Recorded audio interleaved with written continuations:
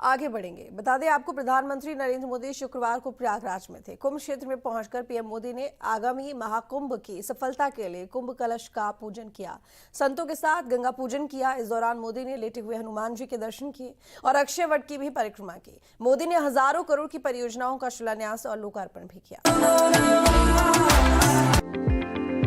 शुक्रवार को जब प्रधानमंत्री नरेंद्र मोदी प्रयागराज पहुंचे तो अरैल घाट से निषाद राज क्रूज से सवार होकर संगम की छटा को निहारते हुए संगम नोज पर पहुंचे। यहां साधु संतों से मुलाकात करने के बाद प्रधानमंत्री ने उनके साथ गंगा पूजन किया।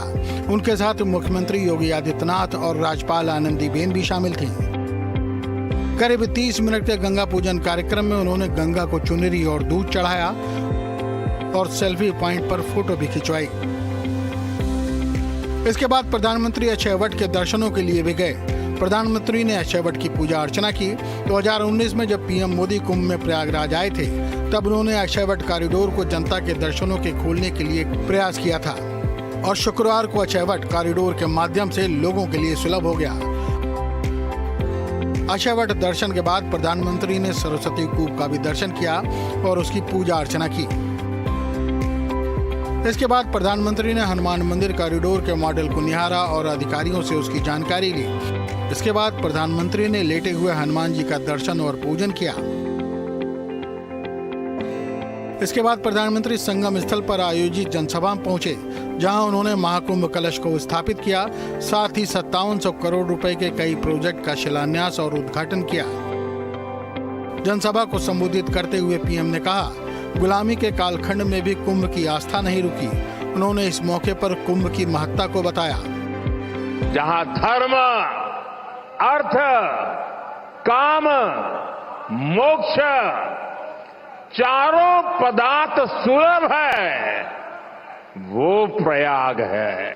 एक ऐसा आयोजन जहां हर बार धर्म, ज्ञान, भक्ति और कला का दिव्य समागम होता है। हमारे यहां कहा गया है, दश तीर्थ सहस्त्राणि तीस्र कोट्यस्तथा अपराहा सम आगच्छन्ति माध्यातु प्रयागे भरतर्षभ।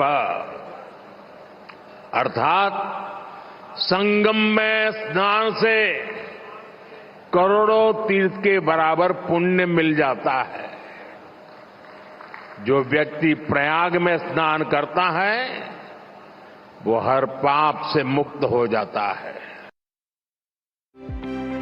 मोदी ने कहा कि संगम आकर संत, महंत, ऋषि, मुनि, ज्ञानी, विद्वान सब एक हो जाते हैं। जातियों का भेद खत्म हो जाता है, संप्रदायों का टकराव मिट जाता है। प्रयागराज वो स्थान है जिसके प्रभाव के बिना पुराण भी अधूरे हैं। इसीलिए मैं कहता हूँ कि ये महाकुंभ एकता का महायज्ञ है। इसमें हर तरह के भेदभाव की आहुति दी जाती है। इस मौके पर यूपी के मुख्यमंत्री योगी आदित्यनाथ ने कहा कि प्रधानमंत्री का सपना था कि अक्षय वट के दर्शन सनातनियों को हो सके और उन्होंने इसे साकार कर दिखाया। प्रधानमंत्री जी की ही प्रेरणा से, उनके मार्गदर्शन और उनके आदेश पर सैकड़ों वर्षों के बाद श्रद्धालु जनों को अक्षय वट के दर्शन हुए थे। इस भी हो, दिव्य भी हो, स्वच्छ भी हो, सुरक्षित भी हो, सुव्यवस्थित भी हो, यह परिकल्पना आदरणीय प्रधानमंत्री जी ने 2019 में दी। ठीक एक महीने के बाद 13 जनवरी से प्रयागराज महाकुंभ का शुभारंभ होगा। मोदी की जनसभा में करीब 20,000 लोगों की मौजूदगी देखी गई, जिसमें पीएम ने भव्य और दिव्य आयोजन को सफल बनाने में स्वच्छता कर्मियों की बड़ी भूमिका को बताया और सफाई कर्मियों का स्वागत किया। कुंभनगर से मानवेंद्र प्रताप सिंह के साथ टीम न्यूज स्टेट। दिव्य भव्य महाकुंभ मेले को लेकर रेलवे ने अपनी तैयारियां पूरी कर ली हैं। करीब 100 साल बाद गंगा पर बने नए रेल पुल पर विशेष ट्रेन अपनी पूरी गति के साथ दौड़ेगी। 5 साल में बनकर तैयार हुए इस गंगा पुल को लेकर हमारे संवाददाता ने सीपीआरओ पंकज सिंह से खास बातचीत की है। जिस गंगा ब्रिज पे हम मौजूद हैं, इसका उद्घाटन प्रधानमंत्री नरेंद्र मोदी ने किया है। दरअसल 1912 में ही, 1911 में दिल्ली राजधानी बनती है, 1912 में ही एक पुराना ब्रिज बन गया था जो मेरे दूसरी तरफ आपको नज़र आएगा। लेकिन जो नया ब्रिज है ये 496 करोड़ की धनराशि से बनाया गया। सर, कितना लंबा ब्रिज है और कितना समय लगा इसे पूरी तरह से बनने? देखिए, यह ब्रिज जो है, जो पुराना वाला पहले जो बता रहे थे आप, 1912 में बना था।